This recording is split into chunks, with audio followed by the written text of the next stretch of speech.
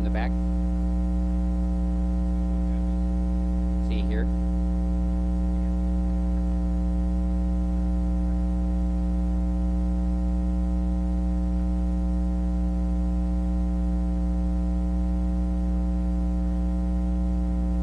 Okay, we need to go now, please. We need to go. I'm sorry, right.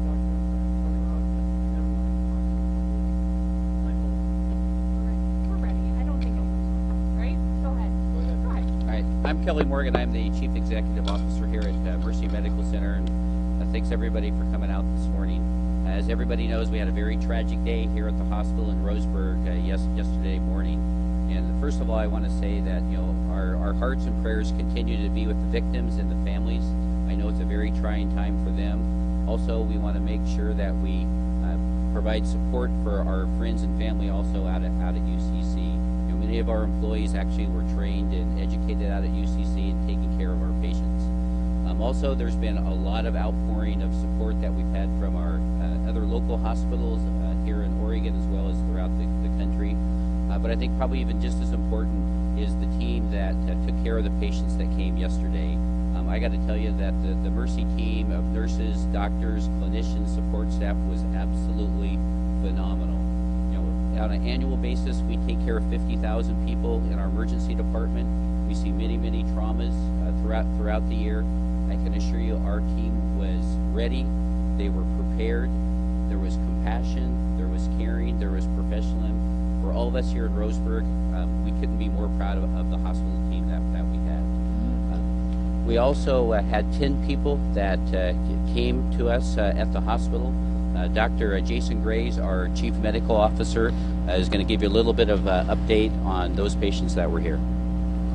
Jason Gray, Chief Medical Officer and anesthesiologist. So yesterday we received 10 victims from the UCC shooting. Of those, 3 were transferred quickly to a higher level of care. 2 were treated and released.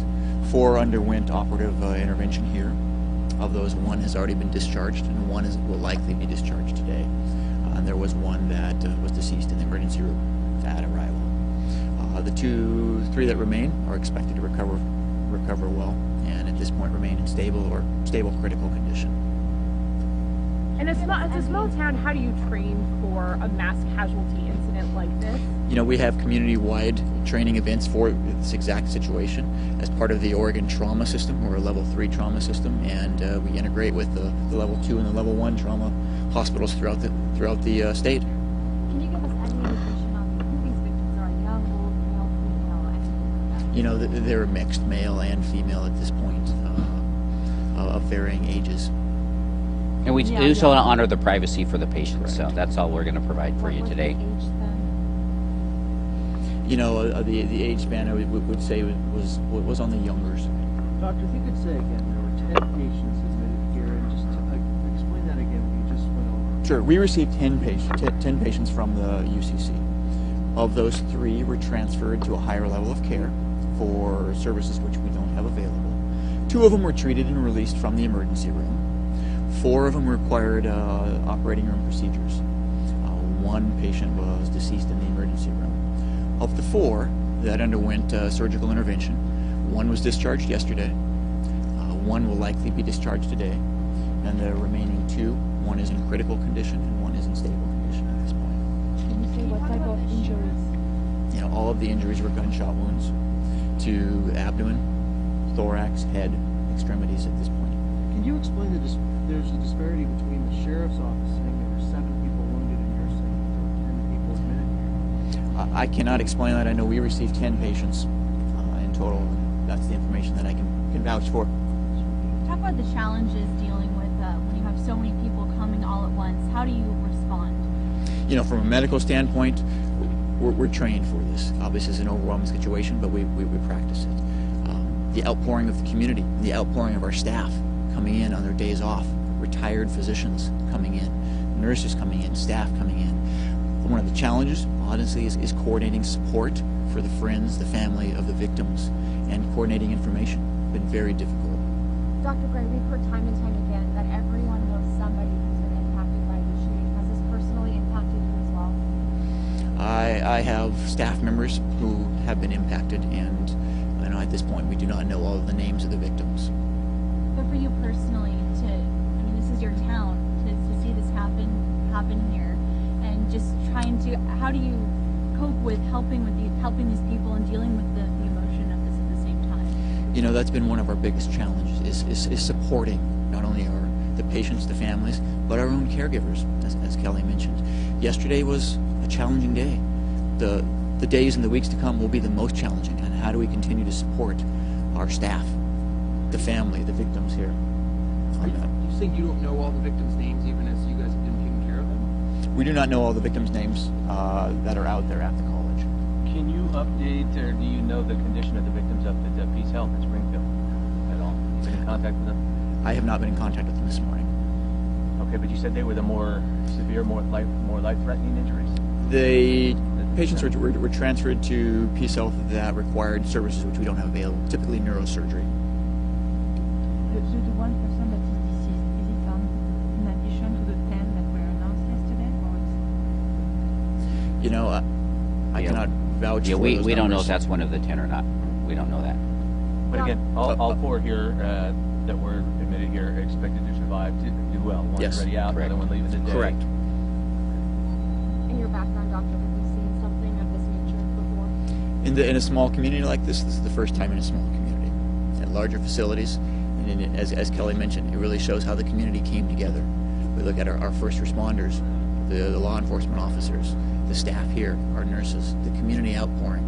We've received support from across the country. It's quite amazing. Pizzas delivered from hospitals in Louisiana and Georgia. Coffee from the local coffee places. It really shows the best in the community, unfortunately.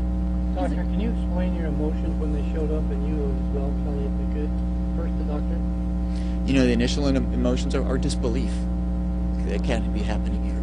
And then it's focused on treating the patients on that. And then us and the staff, you go through the rest of the range of emotions, from disbelief, from anger, from sadness to resolution. And you know, it's less than 24 hours. It's still very raw for a lot of people, and I think you'll find many people are quite numb. Okay, what is next for you and the staff here? You have 2 more people that you're tending to, and then what? Is it 2 or 3 more people? There are currently 3 here. One will likely be discharged today, so there will be 2.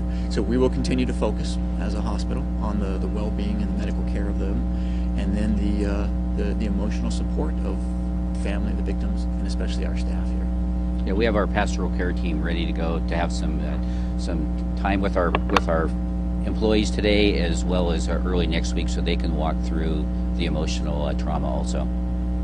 the people who have been transferred, can you describe the difference of their injuries compared to those who have stayed? The 3 that were transferred were either services that we don't provide here, or that in our state trauma system met the criteria to be transferred to a level 1 or a level 2 trauma center. That was in Springfield that they were transferred? Correct. Peace Health Sacred Heart Medical Center, they sent out a news release to us last night saying 2 are listed as critical and 1 in serious condition. Have you heard that as well? That would fit with the description at the time of transfer. Do either of you know anyone personally at the school, or have any family members of your own at the school? Well, I think all of us have, different family members and friends that either work out there or are students. Obviously we don't know who the victims are at this time, but I will assure you every single person here at the hospital in our community will be impacted by somebody out at UCC. When can we expect another update on victims, or at least the conditions of the victims who have been? Once we know an update on the 3 people that are still here, I'm sure we'll send out a press release on that. For the victims out at the college, that's something you'll need to work with the sheriff's office on. Kelly, We understand that the shooter was also treated here. Can you talk about his treatment? We do not believe the shooter was treated here. Kelly, what can the community do to help you? I think this is a time of trying to pray as much as we can, and to be peaceful and to be supportive of each other. The other thing that the community can do, we are going to have a blood drive later today at our community center. That'll be at noon. So if people want to participate in that would be really helpful. But I also think just spending time with friends and family to support them as we walk through this. We know it's going to be a long process of grieving as well as support. So that's what we're going to need from everybody here in Roseburg. Do you have also other people who were in shock and had to be admitted or hospitalized or seen who were in shock, not necessarily the injured people, but relatives who like collapsed or had a bad. None of those were admitted, but obviously a lot of emotional and a lot of pastoral support for those families. And our mental health professionals, are available, for people here also, whether you're employees or whether it's other people in the community. So I think the mental health providers are going to be available. So that's what we want to coordinate also with the community. You're saying definitively the shooter was not treated here, correct? I want to make sure I understand. To the best of our knowledge, the shooter was not treated here. Thank you guys very much. You bet.